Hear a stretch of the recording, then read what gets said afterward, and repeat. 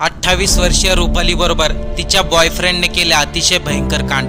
रुपाली दादासाहेब गावडे, वय वर्ष 28। हिचे लग्न झाले असून हिला 2 मुलं आहेत। परंतु रुपाली गावडेचं काही वर्षापूर्वीच घटस्फोट झाला होता आणि घटस्फोटानंतर ती प्रकाश शेखर हदिमनी, वय वर्ष 35 याच्या प्रेमामध्ये पडली। हे दोघेही गेले काही वर्षापासून कोल्हापूरमधील हातकंगले या भागामध्ये लक्ष्मी औद्योगिक वसाहत रोडला राजदीप खोत यांच्या खोलीमध्ये मागील 3 दिवसापूर्वीच भाड्याने राहण्यासाठी आले होते।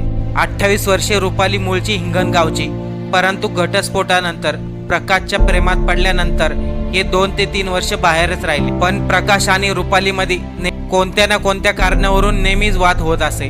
प्रकाशचं लग्न झालेले नव्हते, परंतु रुपालीचे लग्न झालेले होते। कालही तसंच घडलं, दोघांमध्ये वाद झाला। या वादामध्ये प्रकाशने रुपालीची वायरच्या साह्याने गळा दाबून हत्या केली। त्यानंतर